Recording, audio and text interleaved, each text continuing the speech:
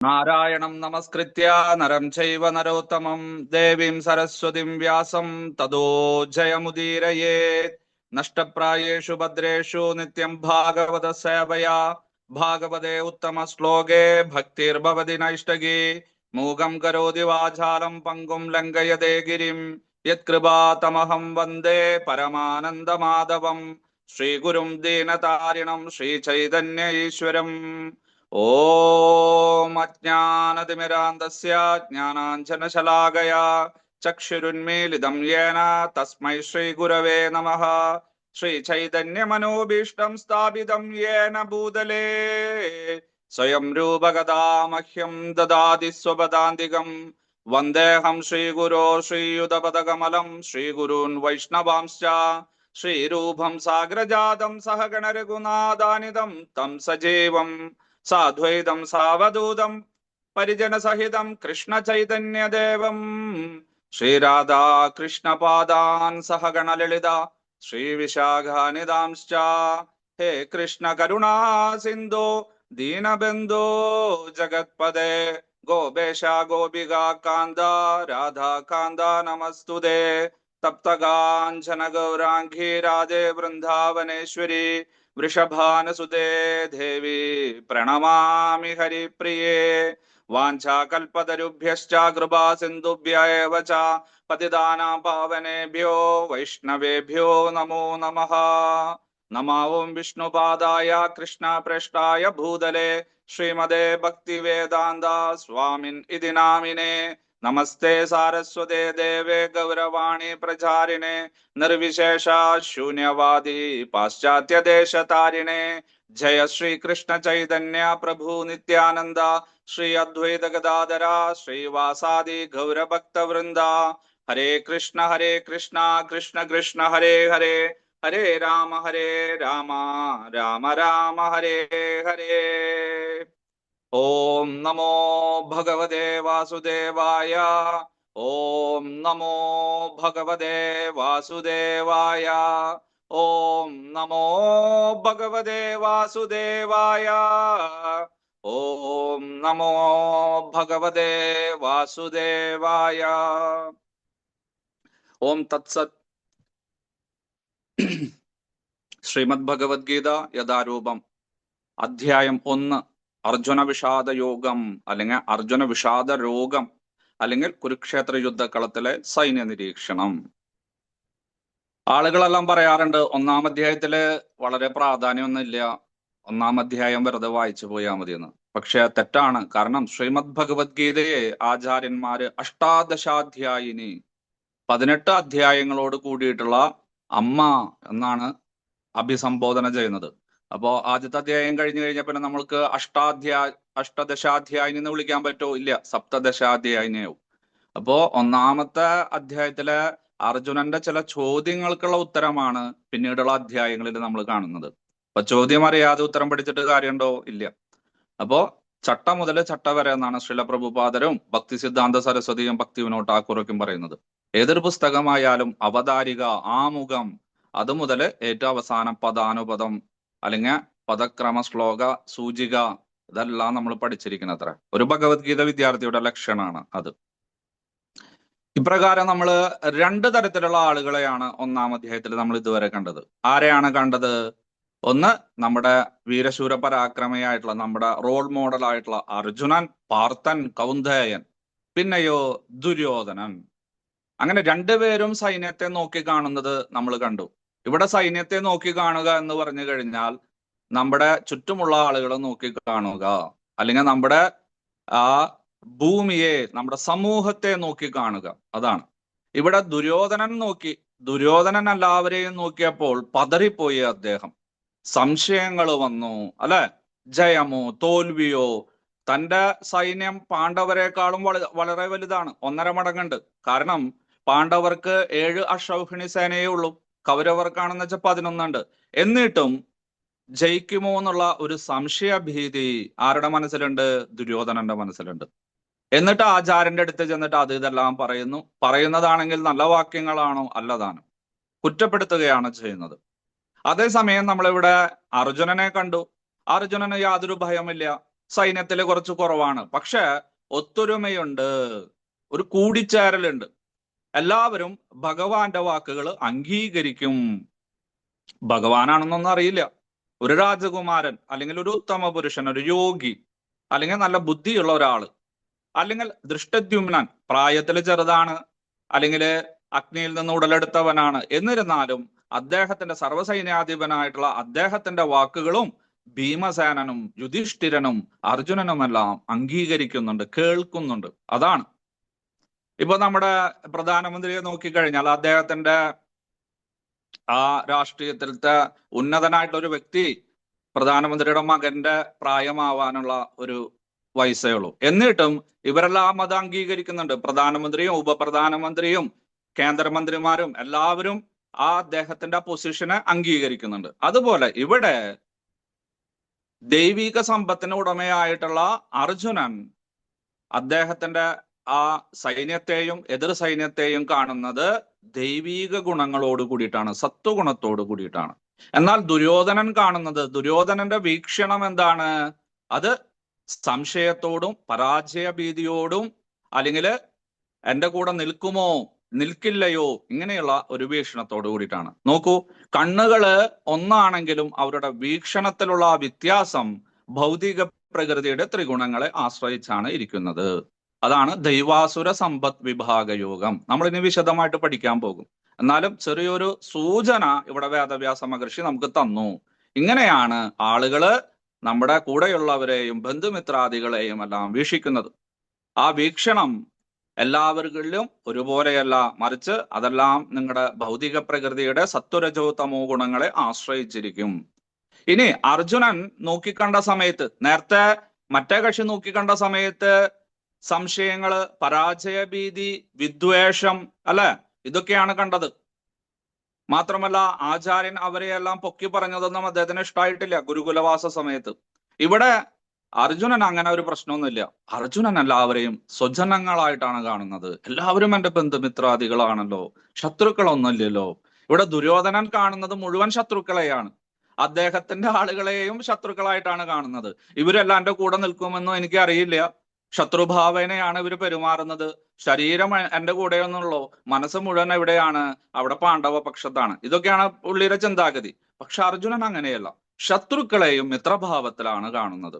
പക്ഷെ അതും ചിലപ്പോ നമ്മുടെ ധർമ്മവിചാരണത്തിന്, നമ്മുടെ ധർമ്മത്തിന് തടസ്സമായിട്ട് നിൽക്കും. അതിസർവത്ര വർജയെ, അമിതമായിട്ടുള്ള ദയ, അമിതമായിട്ടുള്ള കാരുണ്യം, അമിതമായിട്ടുള്ള ധർമാചരണത്തിലുള്ള ആ ശ്രദ്ധ, ഈ കാര്യങ്ങളെല്ലാം ചിലപ്പോ നമ്മുടെ പുരോഗതിക്ക് തടസ്സം നേരിടും എന്നും നമ്മുടെ ആചാര്യന്മാർ കാണിച്ചു തരുന്നു. ഒരു പരിധി വരെ. ഒരു പരിധി കഴിഞ്ഞ എന്താണ്? എല്ലാം. ഉപ്പ് ഇല്ലെങ്കിലും പ്രശ്നമാണ്, പക്ഷെ കൂടുതലായാലോ അതിനേക്കാളും പ്രശ്നം. മധുരം നല്ലതാണ്, അതിമധുരമായാലോ അതും ബുദ്ധിമുട്ട്. കയ്പ്, എരിവ്, പുളി എല്ലാം അങ്ങനെ തന്നെയാണ്. അതുകൊണ്ട് ആചാര്യന്മാർ പറയുന്നു അതിസർവത്ര വർജയേ. ഒരു പരിധിയിൽ കഴിഞ്ഞിട്ടുള്ളത് നിങ്ങളെ അപകടത്തിലേക്ക് നയിക്കും. അത് സ്നേഹമായാലും വാത്സല്യമായാലും ദയ, കാരുണ്യം, എന്തിന് ഭക്തി വരെ ചിലപ്പോ, അല്ലെ, നമ്മൾ പറയും ഓ വളരെ ഭക്തി വേണമെന്ന്. അതും ഒരു പരിധി കഴിയുകയാണെങ്കിൽ നമുക്ക് ചിലപ്പോൾ സമൂഹത്തിൽ നിന്ന് നമ്മളെ പുറന്തള്ളും, നമ്മുടെ വീടുകളിൽ നിന്ന് പുറന്തള്ളും, ഭാര്യയും ഭർത്താവും പ്രശ്നങ്ങൾ ഉണ്ടാക്കാനായിട്ട് ആരംഭിക്കും, സഹോദരങ്ങൾ തമ്മില്, നാമഹട്ടയിലെ ആളുകൾ തമ്മില്. അപ്പൊ അതുകൊണ്ട് എന്താണ്, ഒരു മിതത്വത്തില് നമ്മൾ പോവുകയാണെങ്കിൽ, ഒരു സമാന്തര ശ്രേണിയില് അങ്ങനെ പോകുകയാണെങ്കിൽ, ഒരു യൂണിഫോം കയറ്റിറക്കമില്ലാതെ നേർരേഖയിൽ പോകുകയാണെങ്കിൽ നമുക്ക് നമ്മുടെ ജീവിതമെല്ലാം വളരെ സുഖകരമായിട്ട് പരമപദപ്രാപ്തിയിൽ എത്തുന്നത് വരെ നയിക്കാമെന്നാണ് ഈ 1-ാം അധ്യായത്തിൽ നിന്ന് ഇവരുടെ രണ്ടുപേരുടെയും കാഴ്ചപ്പാടിൽ നിന്ന് നമുക്ക് മനസ്സിലാക്കാനായിട്ട് സാധിക്കുന്നത്. ഇപ്രകാരം തന്റെ എതിർ സൈന്യത്തിലുള്ള ബന്ധുമിത്രാദികളെയും തന്റെ സ്വന്തം സൈന്യത്തിലുള്ള ബന്ധുമിത്രാദികളെയും എല്ലാം കണ്ട അർജുനന് ഭാവഭേദങ്ങളെല്ലാം വരാനായിട്ട് ആരംഭിച്ചു. തന്റെ വ്യക്തിത്വം പതുക്കെ പതുക്കെ മാറുവാനായിട്ട് ആരംഭിച്ചു. ശാരീരികമായിട്ടുള്ള അവസ്ഥകൾ നമ്മൾ കണ്ടു. ഇനി മാനസികമായിട്ടുള്ള അവസ്ഥകളാണ് അർജുനൻ തന്നെ നമ്മളോട് വിവരിക്കാൻ പോകുന്നത്. അത് വളരെ നല്ല കാര്യമാണ്. ഒരു മനോരോഗി തന്റെ രോഗത്തെ കുറിച്ച് പറയുന്നത് ഡോക്ടർക്ക് ആശ്വാസമാണ്, ഡോക്ടർക്ക് ചോദിക്കേണ്ട ആവശ്യമില്ല. ഇവിടെ ഹിസ്റ്റീരിയ ബാധിച്ച ഒരു മനോരോഗിയാണ്, ഒരു സൈക്കോപാത്താണ് ആര്?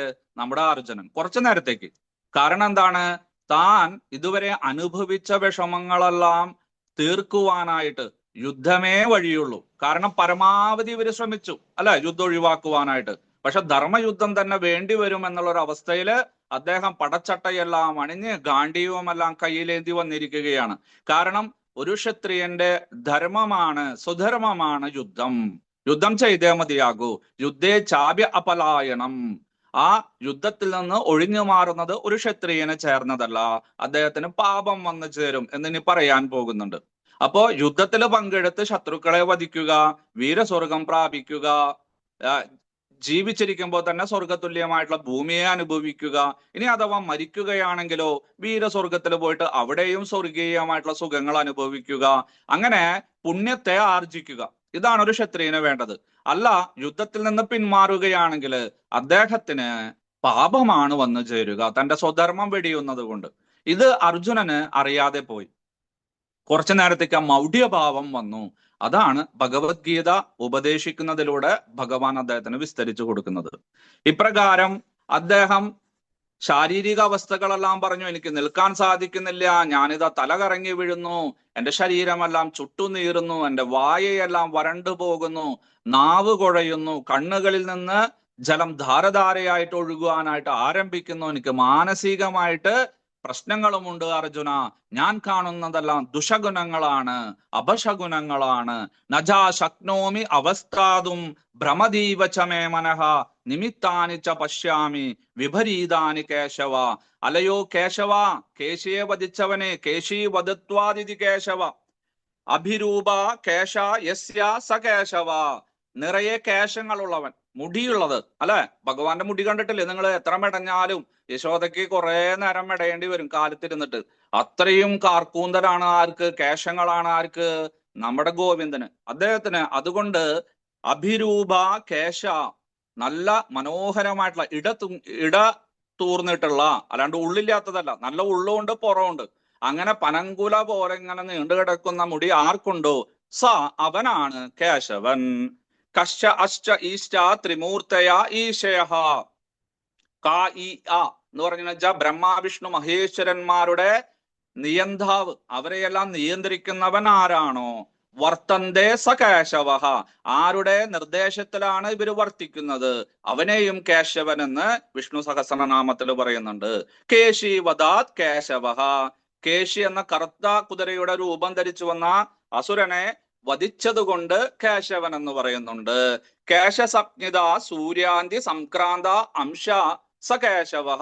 സൂര്യനെ പോലെയുള്ള സൂര്യരശ്മികൾ ആരുടെ മുഖത്ത് നിന്നാണ് ബ്രഹ്മജ്യോതിയായിട്ട് വരുന്നത് അവനെയും കേശവൻ എന്ന് പറയുന്നുണ്ട്. ഇങ്ങനെ പലതരത്തിലുള്ള ആ പദങ്ങളുടെ അർത്ഥങ്ങള് നിരുക്തത്തിൽ കാണാനായിട്ട് സാധിക്കും. ഇവിടെ ഈ നാലാണ് ഏറ്റവും പ്രധാനപ്പെട്ടത്. അപ്പോ അങ്ങ് കേശിയെ വധിച്ചത് ലോകത്തിന്റെ സംരക്ഷണത്തിനല്ലേ, നല്ലതിനു വേണ്ടിയിട്ടല്ലേ? അസുരനായിരുന്നല്ലോ, അത് രാക്ഷസനായിരുന്നല്ലോ. അതുകൊണ്ട് അങ്ങേക്ക് പാപമൊന്നും വന്നു ചേരില്ല. പക്ഷെ ഞാനാണെങ്കിലോ ബന്ധുമിത്രാദികളെയാണ് വധിക്കാൻ പോകുന്നത്, അതുകൊണ്ട് എനിക്ക് പാപം വന്നു ചേരും. അതാണ് ഈ ഒരു പദം കൊണ്ട് ഇവിടെ അർജുനൻ പരോക്ഷമായിട്ട് ഭഗവാനോട് പറയുന്നത്. പക്ഷെ ഇതൊരു മിഥ്യാധാരണയാണ്. കാരണം നമ്മള് വ്യാവസായിക അടിസ്ഥാനത്തിൽ നോക്കുകയാണെങ്കിൽ, വ്യവസ്ഥിതമായിട്ട് നോക്കുകയാണെങ്കിൽ അർജുനൻ പറയുന്നതിൽ കാര്യമുണ്ട്, കഴമുണ്ട് എന്നെല്ലാം നോക്കും. പക്ഷെ യാഥാസ്ഥിതികമായിട്ട് നോക്കുകയാണെങ്കിൽ അദ്ദേഹം പറയുന്നതിൽ യാതൊരു അർത്ഥവുമില്ല. കാരണം യുദ്ധം ചെയ്യാതിരിക്കുമ്പോഴാണ് അദ്ദേഹത്തിന് പാപം വന്നു ചേരുക, യുദ്ധം ചെയ്യുമ്പോഴല്ല. യുദ്ധം ചെയ്ത് ശത്രുക്കളെ നിഗ്രഹിച്ച് നല്ല ഒരു സാമ്രാജ്യം പടുത്തുയർത്തുമ്പോഴാണ് അദ്ദേഹത്തിന് പുണ്യം വന്നു ചേരുക. ഇനി അർജുനൻ യുദ്ധം ചെയ്യുന്നില്ലെങ്കിൽ എന്ത് സംഭവിക്കും? അധാർമികളായിട്ടുള്ള ദുഷ്കൃതികളായിട്ടുള്ള ദുര്യോധന ദുശാസനാദികള് രാജ്യം കീഴടക്കിയിട്ട് രാജ്യം ഭരിക്കും വർഷങ്ങളോളം. അവിടെയുള്ള ആളുകളുടെ സ്ഥിതി എന്തായിരിക്കും? അല്ലെ, അവർ നല്ല രീതിയിലാണോ ഭരിക്കുന്നത്? കാരണം അവർക്ക് മനസ്സിലായി ഇനി ശത്രുക്കളൊന്നും ഇല്ല, പ്രതിപക്ഷമൊന്നുമില്ല.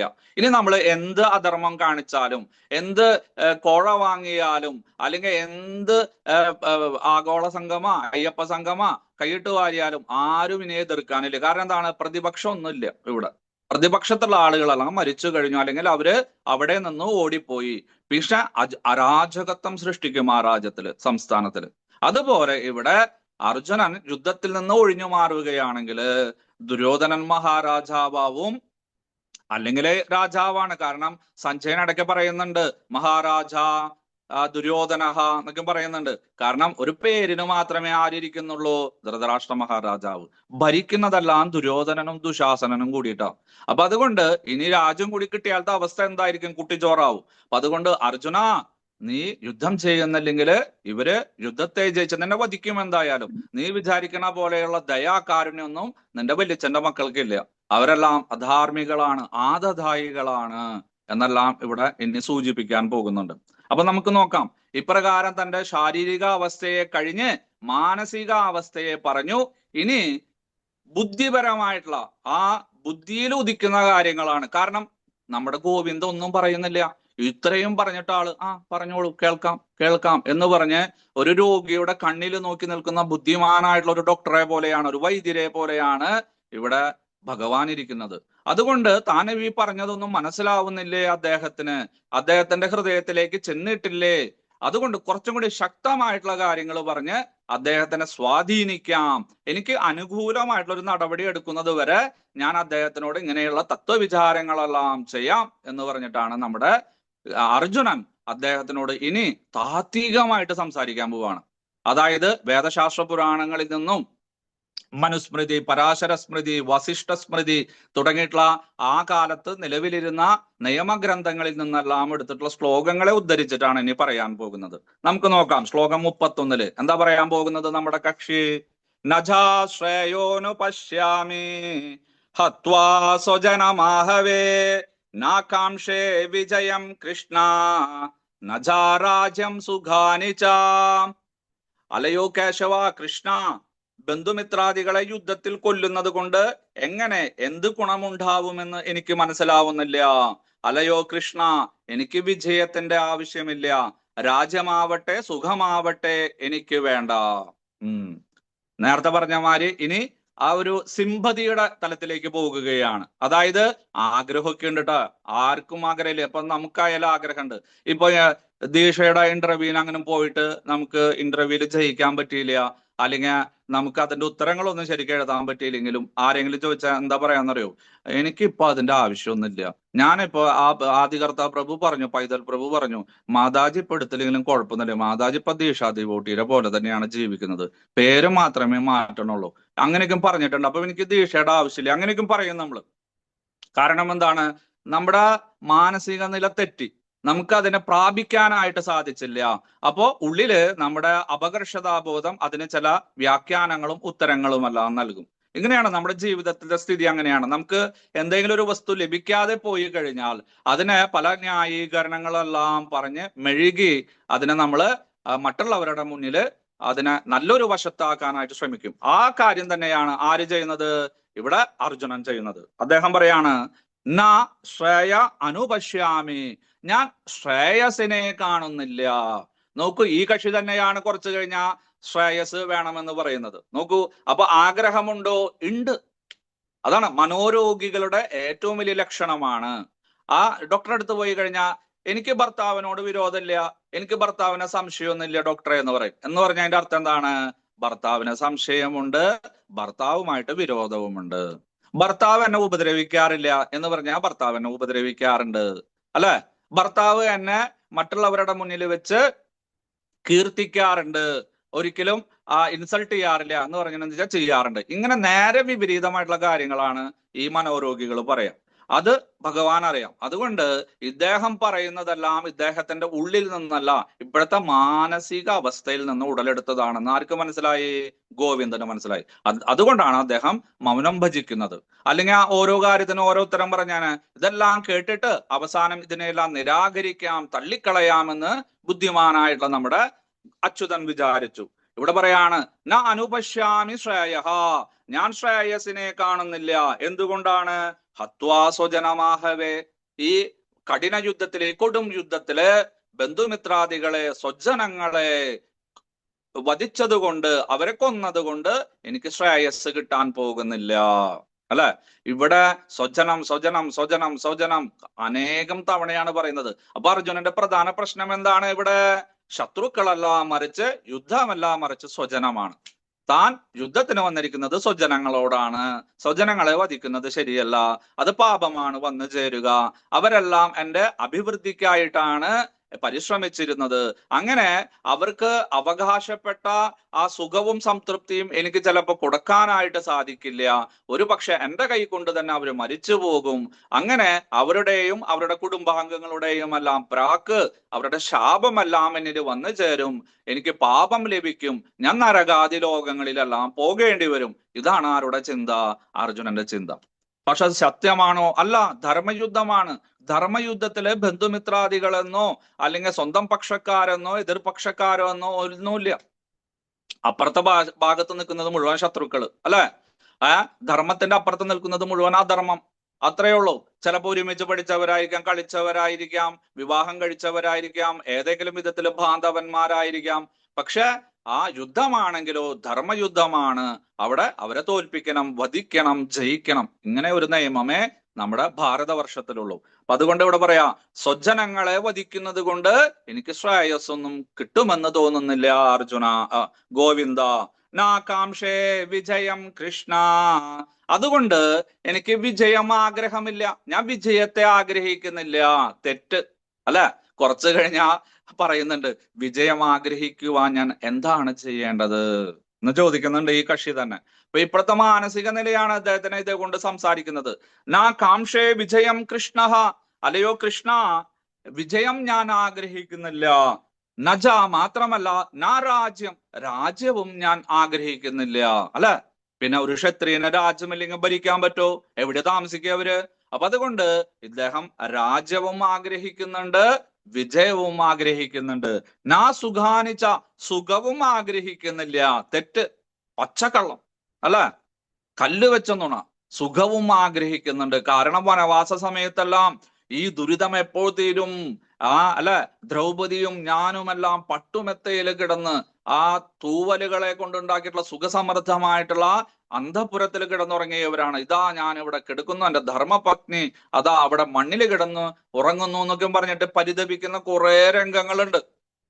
പാവം തോന്നും നമുക്ക്. അപ്പൊ ഇവരെല്ലാം ക്ഷത്രിയ രാജകുമാരന്മാരാണ്. സ്വർണ്ണ ടീസ്പൂണുമായിട്ട്, സ്വർണ്ണക്കരണ്ടിയുമായിട്ട് ജനിച്ചവരാണ്. അപ്പൊ അതുകൊണ്ട് ആ ഭാവത്തിൽ നിന്ന് താഴേക്ക് വരാനായിട്ട് അർജുനനോ യുധിഷ്ഠിരനോ ഭീമസേനനോ നകുലനോ സഹദേവനോ അവരുടെ മക്കൾക്കൊന്നും കഴിയില്ല. വെറും പൊള്ളയായിട്ടുള്ള വാഗ്ദാനങ്ങളാണ് ഇവിടെ നൽകുന്നത്. അപ്പൊ അതുകൊണ്ട് ഇവിടെ സുഖം ആഗ്രഹിക്കുന്നില്ല എന്ന് പറഞ്ഞാൽ സുഖം ആഗ്രഹിക്കുന്നുണ്ട്, രാജ്യം ആഗ്രഹിക്കുന്നില്ല എന്ന് പറഞ്ഞാൽ ഒരു മനോരോഗി പറയുകയാണെങ്കിൽ അദ്ദേഹം രാജ്യം ആഗ്രഹിക്കുന്നുണ്ട്. ഞാൻ സുഖമോ അല്ലെങ്കിൽ വിജയമോ ആഗ്രഹിക്കുന്നില്ല എന്ന് പറഞ്ഞാൽ ഇത് രണ്ടും ആഗ്രഹിക്കുന്നുണ്ട്. ഇപ്പൊ വിപരീതമായിട്ടാണ് നമ്മൾ മനസ്സിലാക്കേണ്ടത്. കാരണം അർജുനന്റെ മനോനില അത്രയും താഴേക്ക് താഴേക്ക് താഴേക്ക് വന്നുകൊണ്ടിരിക്കുകയാണ്. കൃഷ്ണ സർവാകർഷ, സച്ചിദാനന്ദാത്മകനാണ് കൃഷ്ണൻ. വിഷ്ണു സഹസ്രനാമത്തിൽ പറയുന്നു സത്ത് ചിത്ത് ആനന്ദൻ. അദ്ദേഹം ഇറ്റേണൽ ആണ്, സനാതനനാണ്, ആനന്ദ സ്വരൂപിയാണ്, അതുപോലെ തന്നെ വിജ്ഞാന സ്വരൂപിയാണ്, അറിവിന്റെ മകുടമാണ്. ഇങ്ങനെ എല്ലാതും ഉള്ളവനാണ്. അതുകൊണ്ട് അങ്ങ് എനിക്ക് അറിവും നൽകണം, ശാശ്വതത്വവും നൽകണം, അതുപോലെ തന്നെ ആനന്ദവും നൽകണം. ഇത് മൂന്നിപ്പോ എനിക്കില്ല, അല്ലെ? ശാശ്വതനാണ്, പക്ഷെ അറിവില്ലായ്മ കൊണ്ട് ഇദ്ദേഹം ശരീരമാണ്, മറ്റുള്ളവരും ശരീരമാണെന്ന് വിചാരിക്കുന്നു. അങ്ങനെയുള്ള ആ ശാശ്വതത്തെ കുറിച്ച് ഞാൻ അറിയുന്നില്ല. അങ്ങ് ശാശ്വതനല്ലേ? അതുകൊണ്ട് ശാശ്വതത്തെ കുറിച്ച് എനിക്ക് മനസ്സിലാക്കി തന്നാലും, അങ്ങ് അറിവിന്റെ നിറകുടമല്ലേ, കുറച്ച് അറിവ് എനിക്ക് തന്നാലും, ആനന്ദ സ്വരൂപനല്ലേ, സച്ചിദാനന്ദ സ്വരൂപനല്ലേ, അങ്ങ് ബ്ലിസ്ഫുൾ അല്ലേ, അതുകൊണ്ട് അങ്ങ് എനിക്ക് ആ ആനന്ദത്തെയും പരമാനന്ദത്തെയും തന്നാലും എന്നാണ് ഇവിടെ കൃഷ്ണ എന്ന ശബ്ദം കൊണ്ട് ഇവിടെ. പിന്നെ കൃഷ്ണവർണാത്മകത്വാത്, കൃഷ്ണവർണം, കൃഷ്ണവർണം എന്ന് പറയുന്നത് കറുത്ത നിറത്തോടു കൂടിയവൻ, കറുത്ത നിറത്തോടു കൂടിയവനാണ്. പിന്നെന്താണ്? സർവ ആകർഷ, കർഷയന്തി, എല്ലാവരെയും ആകർഷിച്ച് തൻവൻ കൃഷ്ണൻ. ഇങ്ങനെ വിഷ്ണു സഹസ്രനാമത്തില് അനേകം പദങ്ങളെ കൊണ്ട് ഇവിടെ ഭഗവാനെ അഭിസംബോധന ചെയ്യുന്നു. ഇതാണ് നജാശ്രയോനു പശ്യാമി ഹത്വാ സ്വജനമാഹവേ നാകാംക്ഷേ വിജയം കൃഷ്ണ നജാരാജ്യം സുഖാനിച്ച. അലയോ കൃഷ്ണ സർവാകർഷക, കൃഷ്ണവർണാത്മകമായവനെ, സച്ചിദാനന്ദ സ്വരൂപ, നിന്തിരുവടിയെ, പരമ്പൊരുളെ, പരമദിവ്യോത്തമ പുരുഷനെ, അല്ലെ? അങ്ങ് എന്റെ ദുഃഖത്തെയെല്ലാം നിവർത്തിച്ചാലും എനിക്ക് ആനന്ദത്തെ നൽകിയാലും അറിവിനെ നൽകിയാലും അങ്ങ് എങ്ങനെയാണ് ഈ ബന്ധുമിത്രാദികളെ എല്ലാം വധിച്ചത്, അമ്മാവനെ എല്ലാം വധിച്ചത്? സ്വജനങ്ങളെ വധിക്കാൻ സാധിക്കൂ? എനിക്കതിന് കഴിയുന്നില്ല, താങ്കൾക്ക് അതിന് ഒരു പക്ഷേ കഴിഞ്ഞേക്കാം. അങ്ങ് രാക്ഷസന്മാരെയും അസുരന്മാരെയും വധിച്ചു, നല്ലതാണ്, ശത്രുക്കളാണ്, ദുഷ്കൃതികളാണ്, തന്റെ സ്വന്തം ജനത്തെ സംരക്ഷിക്കുവാനാണ്. പക്ഷെ അമ്മാവനെ എന്തിനാണ് അങ്ങ് വധിച്ചത്? അല്ലെ, സ്വജനങ്ങൾ അങ്ങനെ വധിക്കാൻ പാടണ്ട. പിന്നെ അങ്ങ് ഒരു അമ്മായിയുടെ മകനെ ഒക്കെ വധിച്ചു എന്ന് കേട്ടല്ലോ, ഒരു ശിശുപാലനെ. എങ്ങനെ അതിന് സാധിക്കുക? അല്ലെ, അപ്പൊ ഇതെല്ലാം എനിക്കൊന്ന് പറഞ്ഞു തരണേ, എന്നെ ഈ ആപത്തിൽ നിന്ന് രക്ഷിക്കണേ എന്നാണ് ഈ പദങ്ങളുടെ എല്ലാം അർത്ഥം. എനിക്ക് രാജ്യവും വേണ്ട, വിജയവും വേണ്ട, സുഖവും വേണ്ട. കാരണം ഇതെല്ലാം അനിത്യമാണ്, അശാശ്വതമാണ്, ഇതെല്ലാം വളരെ നിസാരമാണ് എന്നാണ് അർജുനന്റെ ഭാവം. ഇനി ഇവര് എന്തിനാണ് ഞാൻ ഇനി യുദ്ധം ചെയ്യുന്നില്ല എന്ന് വീണ്ടും അടിസ്ഥാനപരമായിട്ടുള്ള വേറെ വാദഗതികളെ കൊണ്ട് ഇനി അടുത്ത 4 ശ്ലോകങ്ങളിൽ അദ്ദേഹം വിശദീകരിക്കാൻ പോവുകയാണ്. കാരണം ഇവിടെ വന്നിരിക്കുന്ന ആളുകളൊന്നും സാധാരണക്കാരല്ല. അങ്ങ് എന്താ വിചാരിച്ചിരിക്കുന്നത്? ശത്രുക്കളാണെന്നാണോ വിചാരിച്ചിരിക്കുന്നത്? അല്ല, ഇവരെല്ലാവരും എന്റെ കുലക്കാരാണ്. അങ്ങ് പറയുകയും ചെയ്തല്ലോ, പാർത്ത പശ്യേതാൻ സമവേദാൻ കുരുനിധി, ഇവിടെ കൂടിയിരിക്കുന്ന നിന്റെ ബന്ധുമിത്രാദികളെ, കുരുവംശജരെ കണ്ടുകൊള്ളൂ എന്ന് അങ്ങ് തന്നെ പറഞ്ഞിട്ടുണ്ട്. പിന്നെ എന്തിനാണ് എന്നെ ഇവിടെ കൊണ്ടുവന്ന് നിർത്തിയിരിക്കുന്നത് എന്നാണ് അർജുനന്റെ ഭാവം. ഇപ്പൊ തെറ്റ് മുഴുവൻ ആരുടെ ഭാഗത്തായി? നമ്മുടെ ഗോവിന്ദന്റെ. പാവം അദ്ദേഹം അർജുനന്റെ കണ്ണുകളിൽ തന്നെ നോക്കിയിരിക്കുകയാണ്. പറയട്ടെ, മുഴുവൻ പറയട്ടെ, എന്നിട്ട് അവസാനം ഞാൻ അതിനെ ഖണ്ഡിക്കാം, അതിനുള്ള മറുപടി പറയാമെന്ന് പറഞ്ഞ് അർജുനന്റെ മുഖത്ത് നോക്കിയിട്ട്. കാരണം അതാ നല്ലത്. ഇപ്പൊ ഒരു മുറിവൊക്കെ പറ്റി കഴിഞ്ഞാൽ നിങ്ങൾ ആശുപത്രിയിൽ പോയി കഴിഞ്ഞാൽ അല്ലെങ്കിൽ ക്ലിനിക്കിൽ പോയി കഴിഞ്ഞാൽ ആദ്യമേ മരുന്ന് വെച്ച് കെട്ടിത്തരൂ? ഇല്ല, അതെല്ലാം വൃത്തിയാക്കും, സോപ്പിട്ട് അല്ലെ, ഡെറ്റോൾ എല്ലാം ഒഴിച്ച്, സ്പിരിറ്റ് ഒഴിച്ച് ഞെക്കി അതിൻ്റെ ഉള്ളിലത്തെ കല്ലും പൊടിയും ചലവും എല്ലാം പുറത്തേക്ക് ഒഴുക്കിയതിന് ശേഷം മാത്രമേ മരുന്ന് വെച്ച് കെട്ടുകയുള്ളൂ. കാരണം അതാണ് ഉത്തമമായിട്ടുള്ള മാർഗം, ഇല്ലെങ്കിൽ പഴുക്കും. അതുപോലെ ഇദ്ദേഹത്തിന്റെ ഉള്ളിലിരിക്കുന്ന മാലിന്യമെല്ലാം പുറത്തു വരട്ടെ, എന്നിട്ട് സദ്വാസനകളെ, ഈ തത്വോപദേശത്തെ കൊടുക്കാമെന്ന് നമ്മുടെ ഭഗവാൻ വിചാരിച്ചു. അങ്ങനെ തന്റെ വാചാലത കൂടിക്കൂടി വരികയാണ്. കാരണം മറുപടി ഒന്നും പറയണില്ല. അപ്പൊ കൂടുതൽ ശ്രേഷ്ഠമായിട്ടുള്ള ഒരു തത്വവിചാര ദശയിലേക്ക് പോകുകയാണ് ആര്? അർജുനൻ. നോക്കാം നമുക്ക് 32, 33, 34, 35. കിം നോ രാജേന ഗോവിന്ദ കിം ഭോഗർജീവിധേന വാ യേഷാമർത്തേ കാംക്ഷിധം നോ രാജം ഭോഗാ സുഖാനി ച താ ഇമേ വസ്ഥിതാ യുദ്ധേ പ്രാണാൻ സ്ത്യക്ത്വാ ധനാനി ച ആചാര്യ പിതര പുത്ര തഥൈവ ച പിതാമഹഃ മാതുലാ ശ്വശുരാ പൗത്ര സ്യാലാ സംബന്ധിനസ്തദാ ഏതാനാഹന്തുമിച്ഛോഭി നധോപി മധുസൂദന അഭി ത്രൈലോക്യരാജസ്യ ഹേതോ കിം नु മഹീകൃതേ നിഹത്യാധാർത്തരാഷ്ട്രാന്ന കാ പ്രീതി സ്യാത് ജനാർദ്ദന. അല്ലയോ ഗോവിന്ദ, രാജ്യം കൊണ്ടും ഭോഗങ്ങൾ കൊണ്ടും ജീവിതം കൊണ്ട് തന്നെയും ഞങ്ങൾക്ക് എന്ത് പ്രയോജനം? ആർക്കു വേണ്ടിയാണ് ഞങ്ങൾ ഇതെല്ലാം ആഗ്രഹിക്കുന്നുവോ അവരെല്ലാം സ്വത്തും അവരുടെ പ്രാണൻ കൂടിയും ഉപേക്ഷിക്കാൻ തയ്യാറായി ഇതാ യുദ്ധകളത്തിൽ നിൽക്കുന്നു. അല്ലയോ മധുസൂദന, ഗുരുജനങ്ങൾ, പിതൃക്കന്മാർ, പിതാമഹന്മാർ, മക്കൾ, അമ്മാവന്മാർ, ശ്വശുരന്മാർ, അളിയന്മാർ തുടങ്ങിയ ബന്ധുക്കളാണ് ഇങ്ങനെ മുന്നിൽ നിൽക്കുന്നത്. ഞാൻ എന്തിനാ അവരെ കൊല്ലണം? അവരെ വധിക്കുകിൽ ത്രൈലോക്യമാകെ നേടാമെന്ന് വന്നാലും ഞാൻ അവരോട് യുദ്ധം ചെയ്യാനില്ല. പിന്നെ എങ്ങനെയാണ് വെറും മണ്ണിനു വേണ്ടി അവരെ കൊല്ലാനാവുക? അല്ലയോ ജനാർദ്ദന, ധാർത്തരാഷ്ട്രന്മാരെ ഹിംസിച്ചിട്ട് ഞങ്ങൾക്ക് എന്ത് സുഖം കിട്ടുവാനാണ്?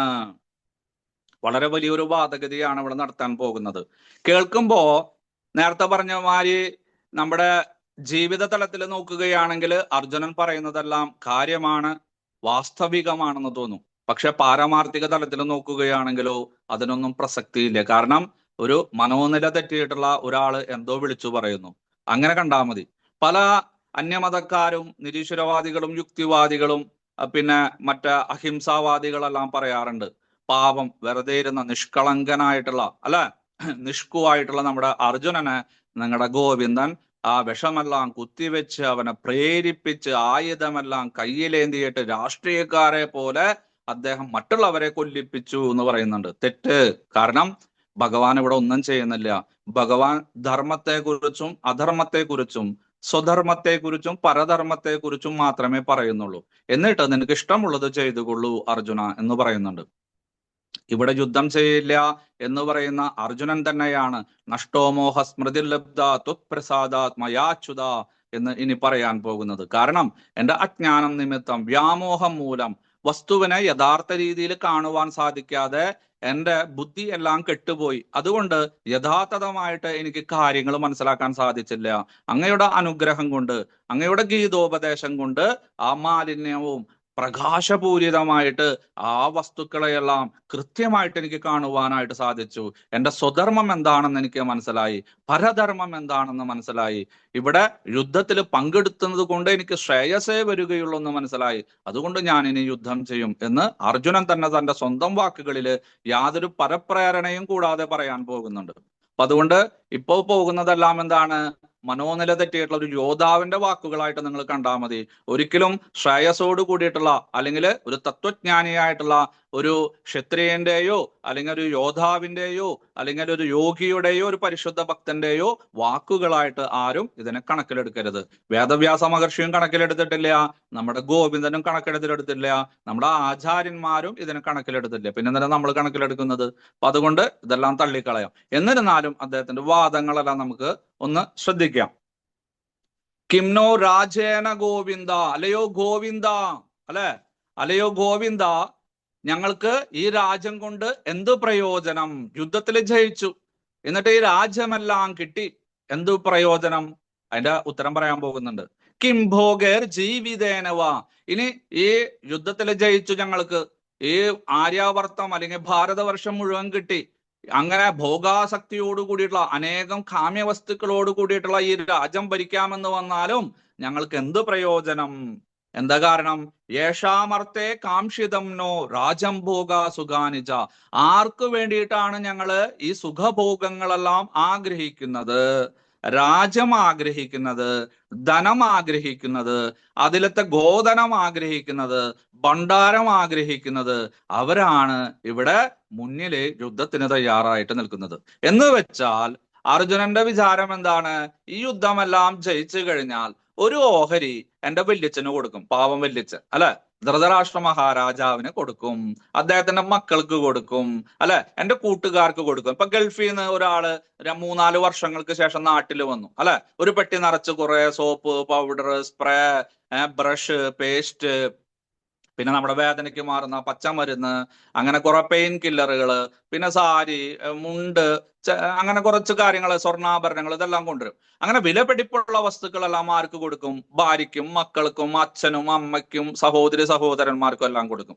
പിന്നെ കുറച്ച് സാധനങ്ങൾ ആർക്ക് കൊടുക്കും? നമ്മുടെ കുറച്ച് വല്യച്ഛൻ, ചെറിയച്ഛൻ, അമ്മാവൻ, അളിയൻ, അവർക്കൊക്കെയും കൊടുക്കും. പിന്നെ കുറച്ച് സാധനങ്ങൾ ആർക്ക് കൊടുക്കും? തന്റെ ഏറ്റവും വേണ്ടപ്പെട്ട സുഹൃത്തുക്കൾക്ക്, പരിസരവാസികൾക്ക്, ചെറുപ്പത്തിലെല്ലാം കളിച്ചു വളർന്നവര്, എന്നെ ഗൾഫിലേക്ക് കൊണ്ടുപോകാനായിട്ട് സഹായിച്ചവർ, അവർക്ക് കൊടുക്കും. പിന്നെ വീട്ടില് എപ്പോഴെങ്കിലും ആരെങ്കിലും വന്നു കഴിഞ്ഞാൽ അവർക്ക് ഒരു ചിലപ്പോ എന്തെങ്കിലും ഇത് കൊണ്ടുപോയിക്കോളൂ, ഒരു സോപ്പും കഷ്ണം, അല്ലെങ്കിൽ ഒരു സ്പ്രേ, അല്ലെങ്കിൽ എന്തെങ്കിലും ചെറിയ ചെറിയ സാധനങ്ങൾ, ഷേവിങ് സെറ്റ്, അല്ലെങ്കിൽ ബ്രഷ്, പേസ്റ്റ്, അങ്ങനെയുള്ള സാധനങ്ങളൊക്കെ കൊടുക്കും. ശരിയല്ലേ? അപ്പൊ അതുപോലെ ഇവിടെ അർജുനൻ പറയാണ്, എന്റെ സമ്പാദ്യം, എനിക്ക് ഈ യുദ്ധത്തിൽ നിന്ന് കിട്ടുന്ന ഈ രാജ്യവും സുഖവും വസ്തുവകകളും ധനവും എല്ലാം ആർക്ക് വേണ്ടിയിട്ടാണ്? കുറച്ച് എനിക്ക് വേണ്ടിയിട്ടാണ്, കുറച്ച് ഈ കാണുന്ന ആളുകൾക്ക് വേണ്ടിയിട്ട് തന്നെ, അവർക്ക് കൊടുക്കാൻ വേണ്ടിയിട്ടാണ്. പക്ഷെ അവര് ഇതാ യുദ്ധത്തിൽ വന്ന് നിൽക്കുന്നു. ഇനി യുദ്ധത്തിൽ അവർ മരിക്കുകയാണെങ്കിൽ എനിക്ക് ഈ രാജ്യവും ധനവും ഈ ഗോധനവും ഭണ്ഡാരവും ഈ രാജ്യവും എല്ലാം കിട്ടിയിട്ട് എന്ത് പ്രയോജനം? ഇവർക്ക് കൊടുക്കാൻ പറ്റില്ലല്ലോ. അപ്പൊ എനിക്ക് ദുഃഖം വന്നു ചേരും. അയ്യോ, ഞാൻ ഇതാർക്ക് കൊടുക്കും? എനിക്ക് മാത്രം അനുഭവിക്കാൻ പറ്റില്ലല്ലോ. കാരണം എന്താ വെച്ചാൽ നമ്മുടെ ഒരു അപകർഷതാബോധം ഉണ്ട്.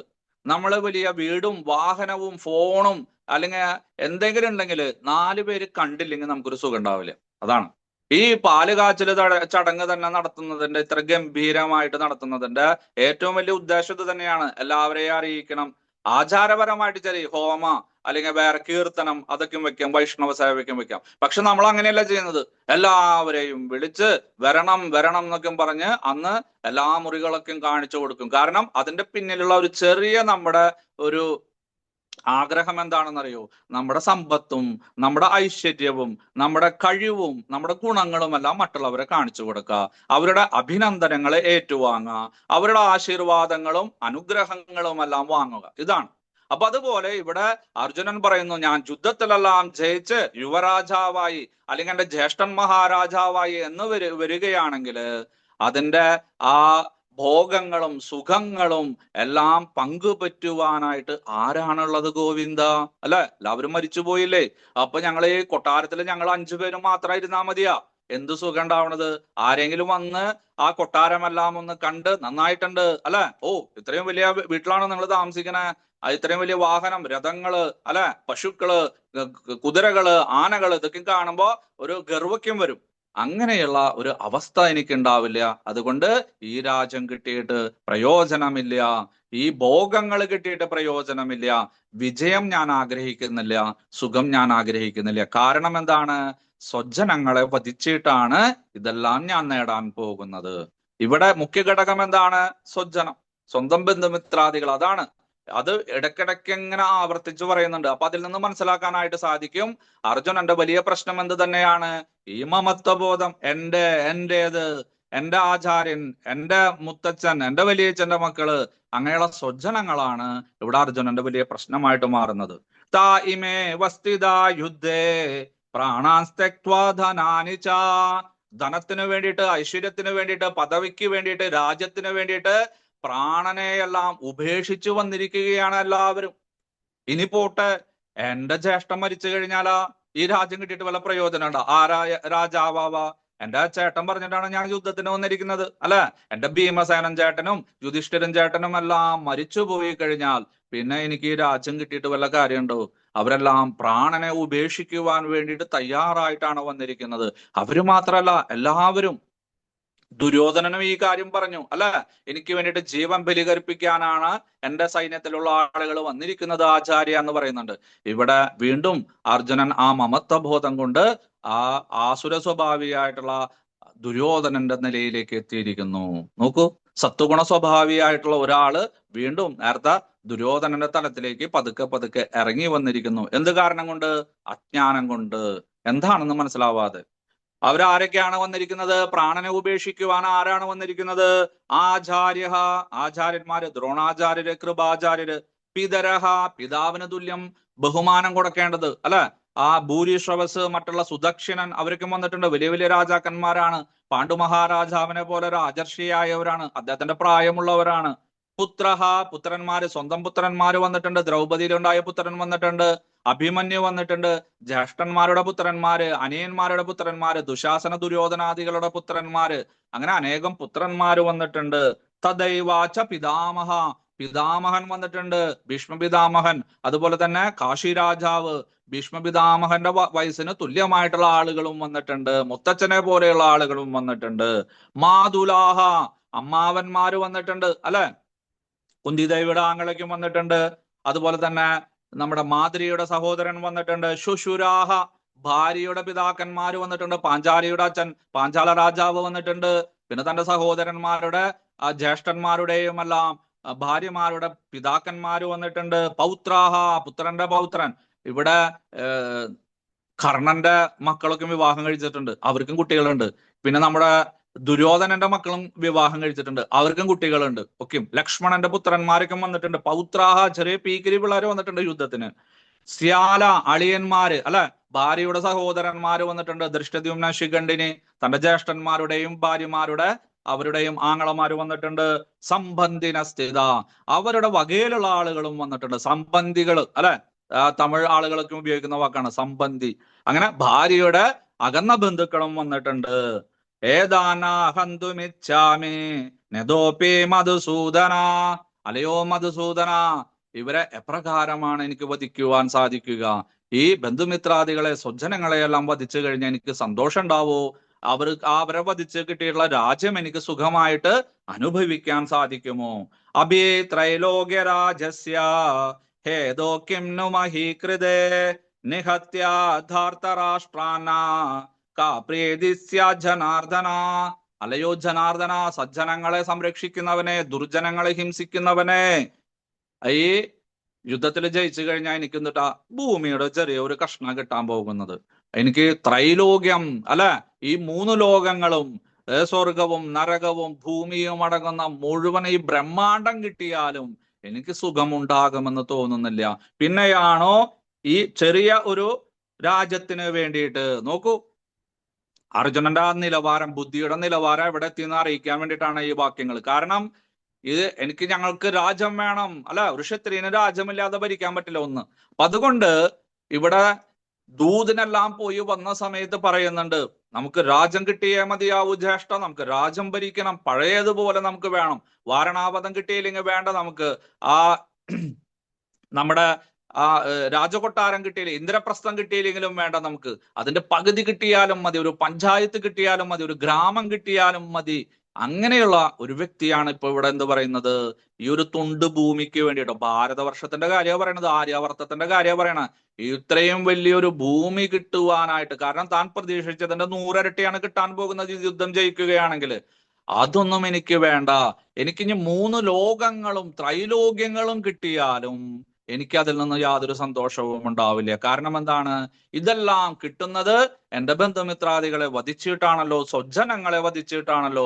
അതുകൊണ്ട് എനിക്ക് ഇതിൽ നിന്നും കിട്ടാൻ പോകുന്നത് ദുഃഖമായിരിക്കും ഗോവിന്ദ എന്നാണ് ഇവിടെ പറയുന്നത്.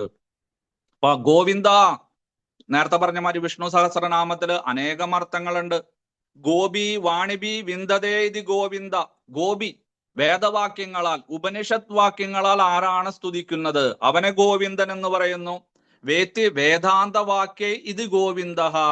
വേദാന്തം, ഉപനിഷത് വാക്യങ്ങളെ കൊണ്ട് വിസ്തരിച്ച് ആരെ കുറിച്ചാണ് പറയുന്നത്, വലിയ വലിയ ഉപനിഷത്തുകളിലെല്ലാം ആ പരമദിവ്യോത്തമ പുരുഷനായിട്ടുള്ള, അല്ലെങ്കിൽ ആ പരമപദത്തെ കുറിച്ചിട്ടാണ് പറയുന്നത്. അവിടെ ഇരിക്കുന്നവൻ ആരാണോ അവൻ ഗോവിന്ദൻ. ഗൗരാശേസ്തു യഥോ വാണിം വിന്ദതേ ഗോവിന്ദ. ആരാണ് മധുരകരമായിട്ടുള്ള വാക്കുകളെ കൊണ്ട് പ്രകീർത്തിക്കുന്നത്, അവൻ ഗോവിന്ദൻ. ഗോവിന്ദോ വേദനാദ്ഘവം. പശുക്കളെയെല്ലാം സംരക്ഷിക്കുന്നവനാരാണോ അവൻ ഗോവിന്ദൻ. ഭൂമിയെ സംരക്ഷിക്കുന്നവനാരാണോ അവൻ ഗോവിന്ദൻ. വേദത്തെ സംരക്ഷിക്കുന്നവനാരാണോ അവൻ ഗോവിന്ദൻ. ഇങ്ങനെ ഗോവിന്ദ പദത്തിന് അനേകം അർത്ഥങ്ങളുണ്ട്. അപ്പൊ അതുകൊണ്ട് നീ സംരക്ഷകനാണ്. അതുകൊണ്ട് എന്നെയും എന്റെ പ്രജകളെയും ഈ ഇരിക്കുന്ന ആളുകളെയെല്ലാം സംരക്ഷിക്കേണ്ട കടമ നിനക്കുണ്ട്. അതുകൊണ്ട് നീ നല്ല പോലെ എന്നെ ഉപദേശിച്ചാലും. മധുസൂദന, മധൂനാം നാംനാം അസുരം സൂദിത. അല്ലെ, മധു എന്ന് പറയുന്ന ഒരു രാക്ഷസനെ സൂദനം ചെയ്തത് കൊണ്ട്, ഇല്ലായ്മ ചെയ്തത് കൊണ്ട്, അവനെ വധിച്ച് മോക്ഷം പ്രാപിച്ചത് കൊണ്ട്, മോക്ഷത്തെ പ്രാപിക്കുവാനുള്ള ഒരു അവസരം ഉണ്ടാക്കി കൊടുത്തത് കൊണ്ട് മധുസൂദനൻ. അവിടെ നീ രാക്ഷസനെയാണ് കൊന്നത്, അല്ലെ. നേരത്തെ പറഞ്ഞ മാതിരി കേശിയെ, രാക്ഷസനെ, അസുരനെയാണ് നീ വധിച്ചത്. പക്ഷെ ഇവിടെ ഞാൻ വധിക്കാൻ പോകുന്നത് എന്റെ സ്വജനത്തെയാണ്. അവിടെ അസുരന്മാരെ വധിച്ചത് കൊണ്ട് നിനക്ക് കീർത്തിയാണ് വന്നു ചേർന്നത്. എല്ലാവരും നിന്നെ പ്രകീർത്തിച്ചു.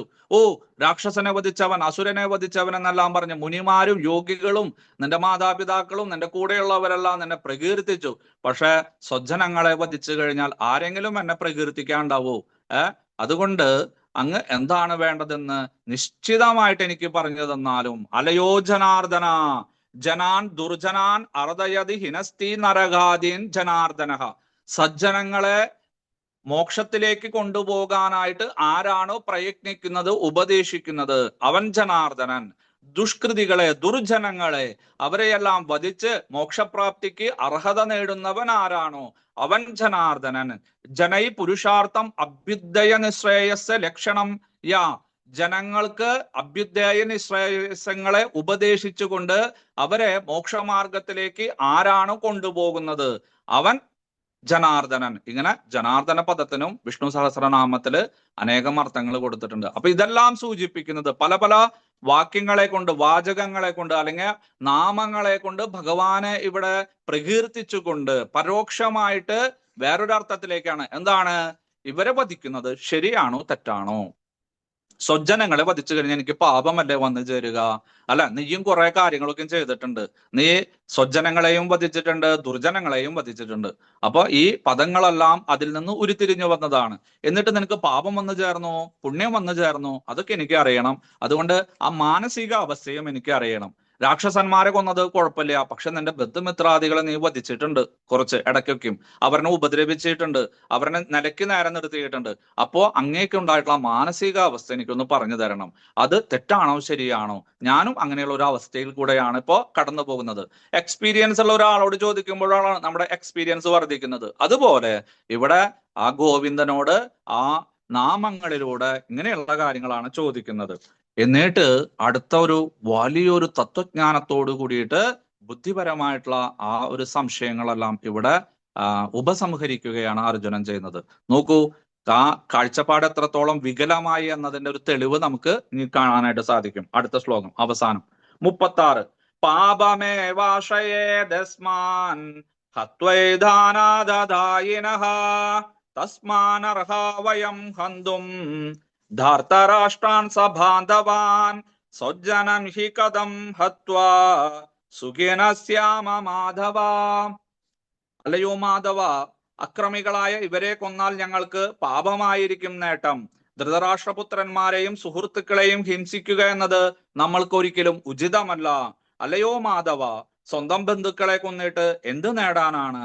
ഞങ്ങൾക്ക് എങ്ങനെ ഇവരെ വധിച്ചിട്ട് സുഖിക്കാൻ കഴിയും? വളരെ നല്ല കാര്യമാണ് പറയുന്നത്. നോക്കൂ, ഈ കാര്യങ്ങളെല്ലാം കേൾക്കുമ്പോ നമ്മുടെ മനസ്സിലും അർജുനൻ പറയുന്നതെല്ലാം ശരിയാണ്, അല്ലെ? അഹിംസാവാദിയാണ്. എന്തിനാണ് ഭഗവാൻ ഇദ്ദേഹത്തിനെ വീണ്ടും വീണ്ടും ഹിംസിക്കാനായിട്ട് പ്രേരിതനാക്കുന്നത്? എങ്ങനെയുള്ള ചിലപ്പോൾ സംശയത്തിന്റെ ഒരു നേരിയ നിഴലെങ്കിലും നിങ്ങളുടെ മനസ്സിലേക്കും ചിന്തകളിലേക്കും വരും. പക്ഷെ ഭഗവത്ഗീത പൂർണ്ണമായിട്ടും അറിഞ്ഞു കഴിഞ്ഞാൽ മാത്രമേ അതിനൊരു സംശയം നിവാരണം ഉണ്ടാവുള്ളൂ. അല്ലാതെ രണ്ടാമധ്യായം മൂന്നാമധ്യായം ഒന്നും പഠിച്ചത് കൊണ്ട് മാത്രം ഉണ്ടാവില്ല. അപ്പൊ അതുകൊണ്ടൊക്കെയും ഈ സംശയങ്ങൾ അങ്ങനെ തന്നെ ഇരുന്നോട്ടെ. ഭഗവത്ഗീത പൂർണ്ണമായിട്ട് നിങ്ങൾ പഠിച്ചു കഴിയുമ്പോൾ ഇവിടെ അർജുനൻ പറയുന്നതൊന്നും ശരിയായിട്ടുള്ള വേദവാക്യങ്ങളല്ല ആണ്. പക്ഷെ ഇദ്ദേഹത്തിന്റെ മനോനില അനുസരിച്ചിട്ട് പറയുന്നത് ശരിയല്ല. വേദവാക്യങ്ങളൊക്കെ തന്നെയാണ്, മഹത്വാക്യങ്ങളൊക്കെ തന്നെയാണ്.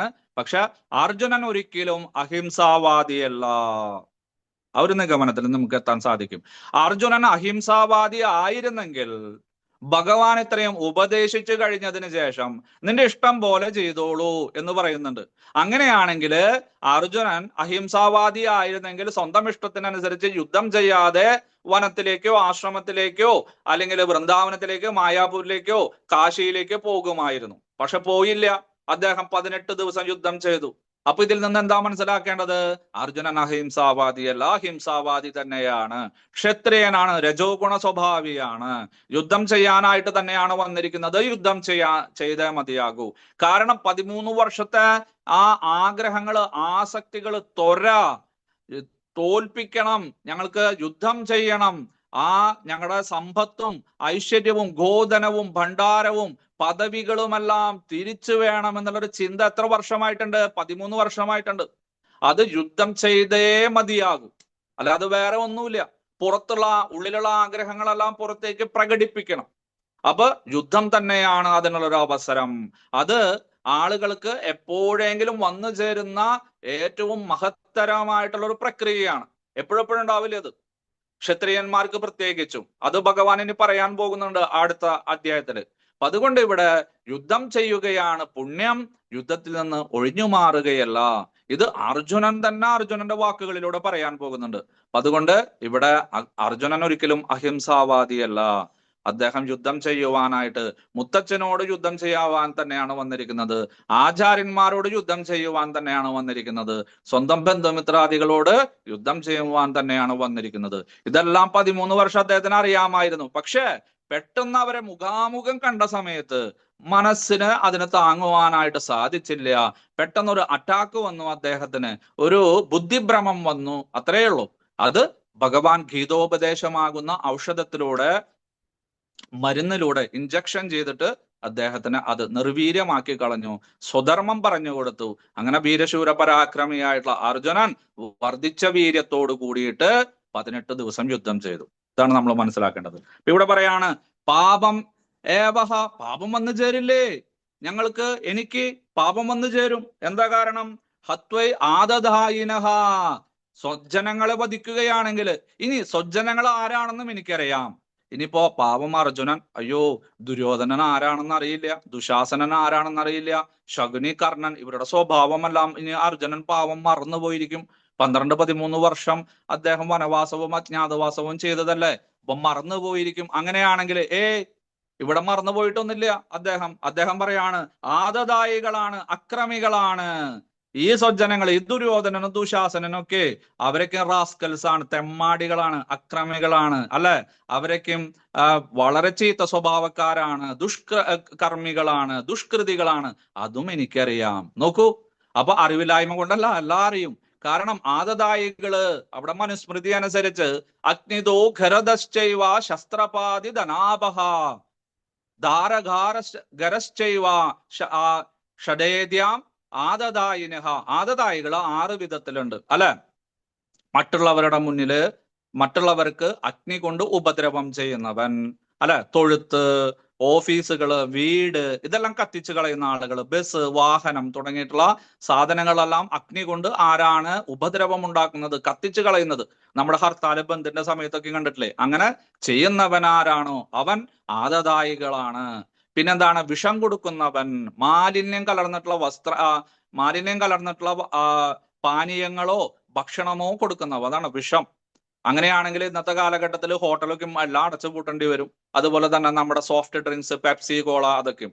കാരണം മാലിന്യം, അഴുക്ക് ചേർന്നത്, അല്ലെങ്കിൽ ശരീരത്തിന് ദോഷമായിട്ട് ഭവിക്കുന്ന വിഷാംശങ്ങളെല്ലാം കലർന്നിട്ടുള്ള ഭക്ഷണം ആരാണ് കൊടുക്കുന്നത്? വിഷം കൊടുക്കുന്നത് അവൻ ആരാണോ. അതുപോലെ അന്യന്റെ ഭൂമിയെ അപഹരിക്കുന്നവൻ, അന്യന്റെ ഭാര്യയെയും മക്കളെയും അപഹരിക്കുന്നവൻ, അങ്ങനെ യുദ്ധം ചെയ്ത് നിർത്തിയിട്ടുള്ള അല്ലെങ്കിൽ ഉറങ്ങിക്കിടക്കുന്നവരെ അല്ലെങ്കിൽ നടന്നു പോകുന്നവരെ പിന്നിൽ നിന്ന് ആ അസ്ത്രങ്ങളും ശസ്ത്രങ്ങളുമായിട്ട്, ആയുധങ്ങളുമായിട്ട് ആക്രമിക്കുന്നവൻ.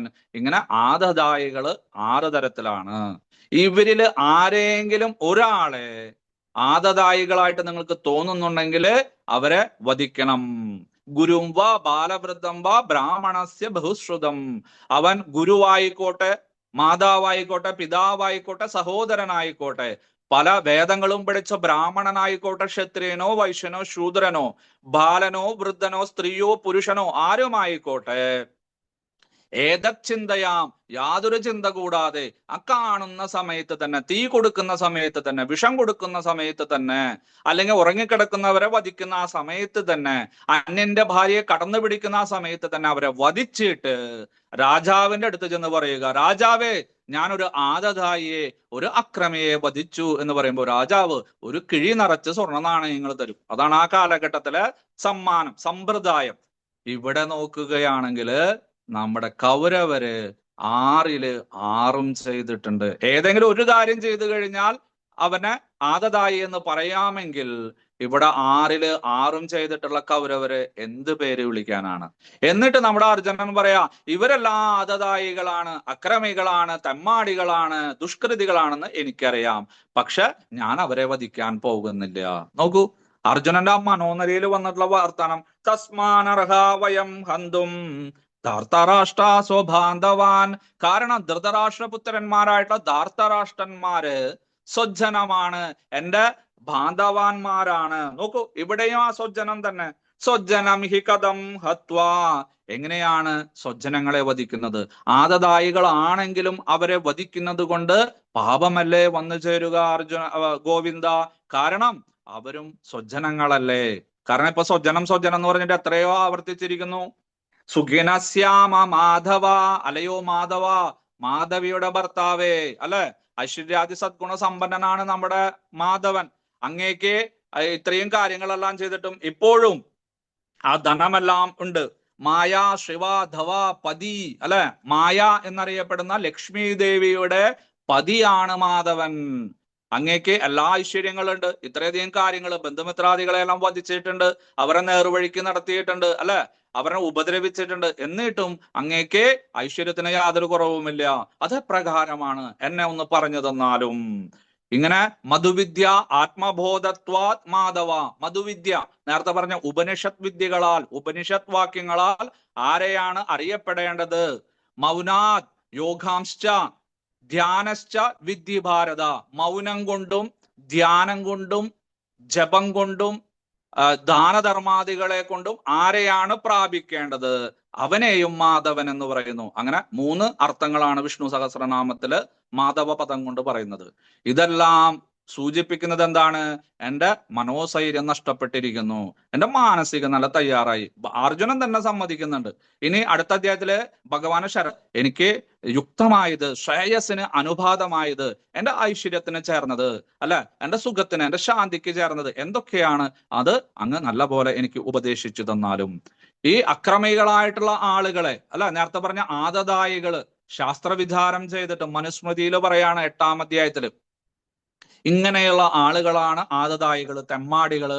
അവരെയെല്ലാം വധിക്കുകയാണെങ്കിൽ പുണ്യമാണ് വന്നു ചേരുക, രാജാവിന്റെ കയ്യിൽ നിന്ന് സമ്മാനവും ലഭിക്കും, അതിൽ പാപമൊന്നും വന്നു ചേരാനില്ല. അല്ലെ, ഒരു അക്രമിയെ ഇപ്പൊ ജഡ്ജ് തൂക്കിക്കൊല്ലുന്നത് കൊണ്ട് ആ ഒരു അഭിഭാഷകൻ അല്ലെങ്കിൽ ഒരു നീതിന്യായ വകുപ്പിന്റെ ഏറ്റവും ഉയരത്തിലിരിക്കുന്ന ഒരാള് ചിലപ്പോ കോടതിയിൽ അദ്ദേഹത്തിനെ തൂക്കിക്കൊല്ലും, വധശിക്ഷയ്ക്ക് പ്രേരിതനാവും, അല്ലെങ്കിൽ ഒരു 28 കൊല്ലമോ 18 കൊല്ലമോ ജയിൽ ശിക്ഷയ്ക്ക് വിധേയനാക്കും. അതുകൊണ്ട് ആ ജഡ്ജിക്ക് പാപം വന്നു ചേരൂ? ഇല്ല. കാരണം ധർമ്മത്തിന്റെ അനുസൃതമായിട്ട് ധർമ്മത്തിൽ പറഞ്ഞിരിക്കുന്ന കാര്യമാണ്.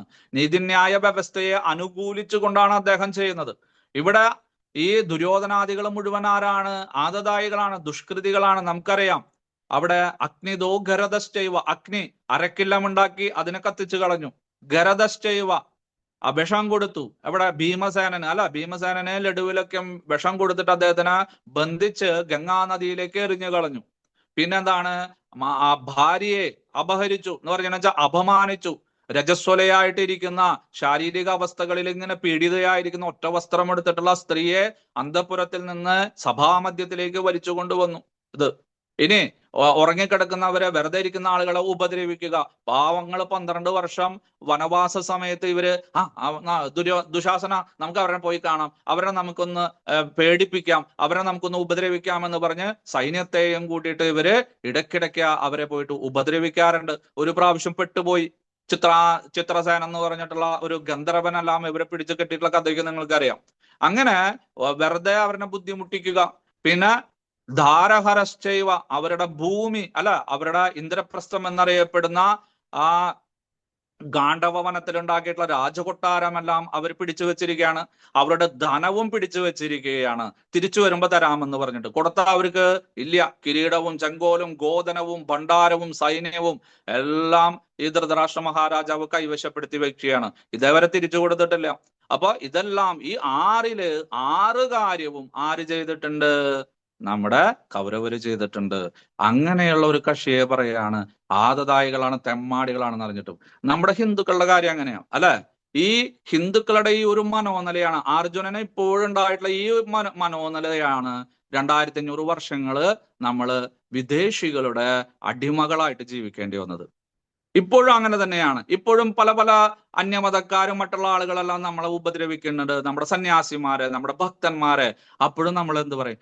സാരില്ല, അവരക്രമികളാ, അവര് ദുഷ്കൃതികളാ, നമുക്ക് അവരുടെ സ്വഭാവക്ക് നന്നാവാനായിട്ട് നമുക്ക് 3 പ്രാവശ്യം ഹരേ കൃഷ്ണ മഹാമന്ത്രം ജപിക്കാം എന്നെല്ലാം പറഞ്ഞ് നമ്മൾ അതിനെതിരെ ഒരു നടപടിയും സ്വീകരിക്കാതെ, അവർക്കെതിരെ യാതൊരു വാക്ക് പോലും ഉയർത്താതെ നമ്മുടെ ഈ പരിശുദ്ധ ഭക്തന്മാരെന്ന് പറയുന്ന നമ്മളെല്ലാവരും കൂടിയിട്ട് എന്താണ് അത് കണ്ണടച്ചിരുട്ടാക്കുക ചെയ്യുന്നത്. അതിന്റെ ഭാവി പരിണത ഫലം എന്താകുമെന്ന് നമുക്ക് ചിന്തിക്കാനേ പറ്റില്ല.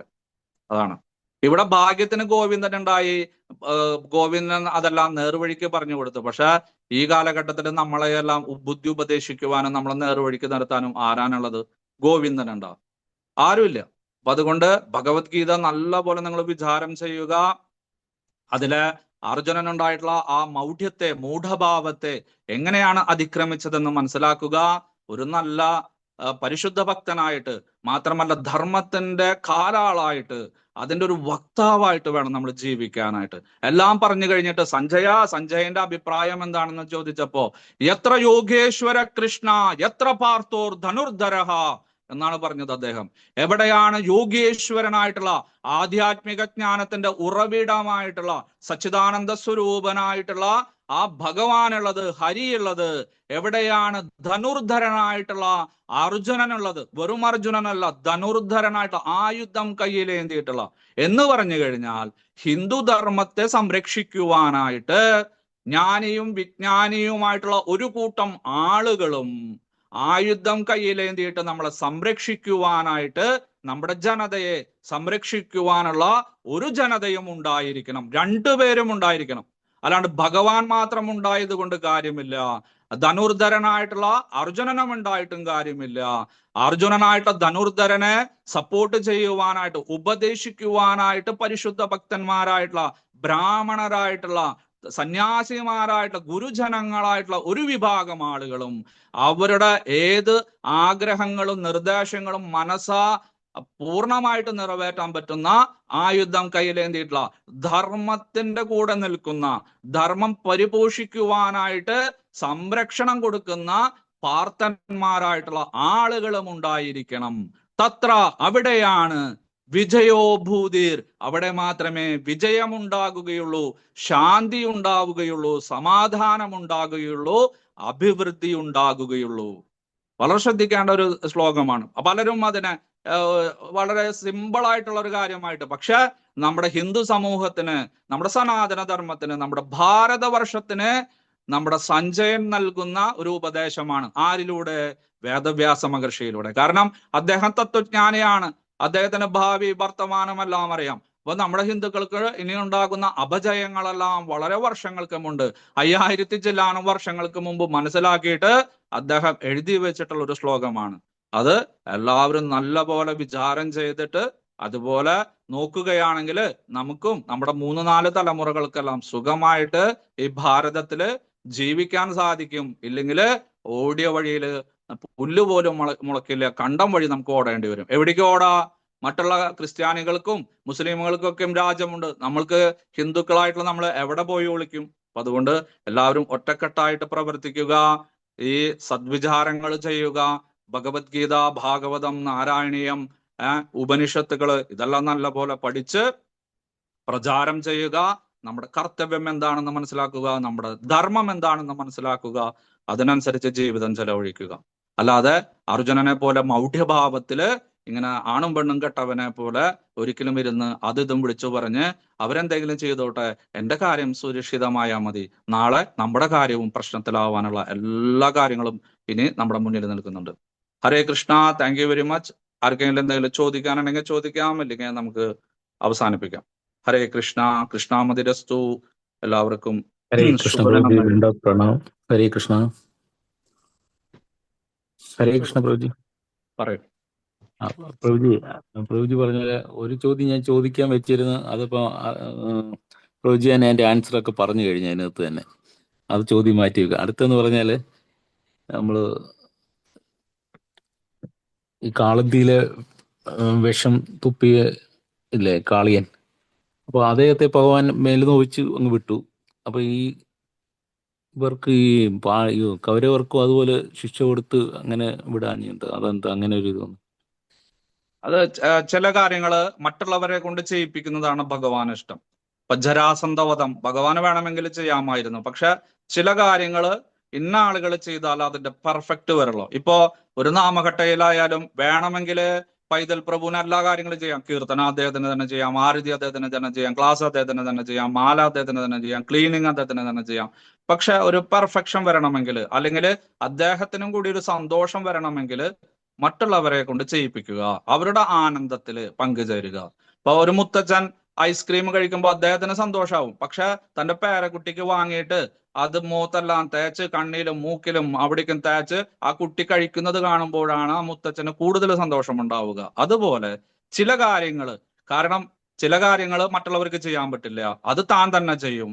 മറ്റുള്ളവർക്ക് ചെയ്യാൻ പറ്റുന്നത് അവര് തന്നെ ചെയ്തോട്ടെ എന്ന് പറഞ്ഞ് ഭഗവാൻ അതിനുള്ളൊരു അവസരം അവർക്ക് ഉണ്ടാക്കി കൊടുക്കും. ഈ ക്യാബിനറ്റ് മന്ത്രിമാർക്കും സഹമന്ത്രിമാർക്കും ചെയ്യാൻ പറ്റുന്ന കാര്യങ്ങൾ പ്രധാനമന്ത്രി അവർക്ക് കൊടുക്കും. അവരെ കൊണ്ട് പറ്റാത്ത കാര്യങ്ങൾ പ്രധാനമന്ത്രി നേരിട്ടിട്ട് ചെയ്യും. അതുപോലെ.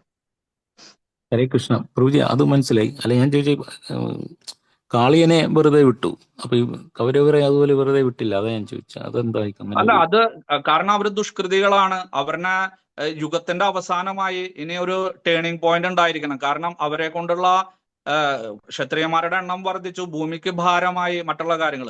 മറ്റേത് എന്ന് പറഞ്ഞെന്ന് വെച്ചാൽ, ശരി, അദ്ദേഹം തെറ്റുകളെല്ലാം ചെയ്തു, എന്നിരുന്നാലും പശ്ചാത്താപ ബോധമുണ്ടായി, അദ്ദേഹത്തിന്റെ ഭാര്യമാരെല്ലാം ശരണം പ്രാപിച്ചു, പിന്നെ അദ്ദേഹത്തിന് വേറെ സ്ഥലത്തേക്ക് വിട്ടു. കൊല്ലേണ്ട ആവശ്യമില്ല യഥാർത്ഥത്തിൽ, കാരണം അത്രയ്ക്ക് വലിയ പാപമൊന്നല്ല ചെയ്തേക്കണം. പ്രകൃതിക്ക് കുറച്ച് ദുരന്തമുണ്ടായി, പക്ഷെ അതെല്ലാം നിവാരണം ചെയ്തു അദ്ദേഹത്തിനെ വിട്ടു. പക്ഷെ ഇവിടെ മാത്രമല്ല ഭഗവാന്റെ പാദങ്ങളിൽ ശരണം പ്രാപിക്കുകയും ചെയ്തു. ഇവിടെ ഇവര് പല കാര്യങ്ങളും പറഞ്ഞിട്ടും ശരണം പ്രാപിച്ചില്ല. ഭഗവാന്റെ വിശ്വരൂപം കാണിച്ചു കൊടുത്ത് ഭഗവാൻ ആരാണെന്ന് മനസ്സിലാക്കി, എന്നിട്ടും അവര് വന്നില്ല. സന്ധ്യ സംഭാഷണങ്ങളെല്ലാം ചെയ്തു, ദൂത് എല്ലാം പരാജയപ്പെടുത്തും. ആ ഭഗവാൻ പരിശ്രമിച്ചിട്ടുണ്ടോ എന്ന് ചോദിച്ചു കഴിഞ്ഞാൽ പരമാവധി പരിശ്രമിച്ചു, ഭൂമിയോളം ക്ഷമിച്ചിട്ടുണ്ട്, എല്ലാ കാര്യങ്ങളും ചെയ്തിട്ടുണ്ട്. അല്ലെങ്കിൽ ആ ദ്രൗപദിയുടെ വസ്ത്രാക്ഷേപ ആ സമയത്ത് വേണമെങ്കിൽ ഇവരെ വധിക്കാമായിരുന്നു. പക്ഷെ സമയമായിട്ടില്ല. എല്ലാവരെയും ഒരു സ്ഥലത്ത് ഒരുമിച്ച് കിട്ടി ഒരു പെടപെടയ്ക്കാമെന്ന് വിചാരിച്ചു. അങ്ങനെയാണ് ഈ യുദ്ധം തന്നെ അദ്ദേഹം എല്ലാവരും ഒന്നു ചേരാനായിട്ട്, ഒരു സ്ഥലത്ത് തന്നെ എത്തിച്ചേരാനായിട്ട് ഈ പദ്ധതികളെല്ലാം ആശ്രയിച്ചത്. അല്ലെങ്കിൽ ഇടയ്ക്കിടയ്ക്ക് ഓരോ പ്രശ്നങ്ങൾ വരുമ്പോൾ ഇവരെ വധിക്കാമായിരുന്നു. പക്ഷെ എല്ലാവരെയും ഒരുമിച്ച് ഒരു സ്ഥലത്ത് കിട്ടില്ലായിരുന്നു. അപ്പൊ അർജുനൻ നിമിത്തം മാത്രമായിട്ട് ഭവിക്കണം. അർജുനനും കുറെ കർത്തവ്യങ്ങളുണ്ട്. അർജുനനും ഭൂമിയിൽ അവതരിച്ചത് ഇവരെയെല്ലാം വധിക്കാൻ വേണ്ടിയിട്ടാണ്. നരനാരായണന്മാരില് നരനായിരുന്നല്ലോ അദ്ദേഹം. അപ്പൊ അദ്ദേഹത്തിന് കുറച്ച് കർത്തവ്യങ്ങളുണ്ട്. അത് സ്വന്തമായിട്ട് ഏറ്റെടുക്കുന്നത് ശരിയല്ല. ഓരോരുത്തർക്കും ഓരോ കാര്യങ്ങൾ പറഞ്ഞിട്ടുണ്ട്. അത് അവരവരും മാത്രം ചെയ്യണം. മറ്റുള്ളവര് അത് ചെയ്യുന്നത് ശരിയല്ല.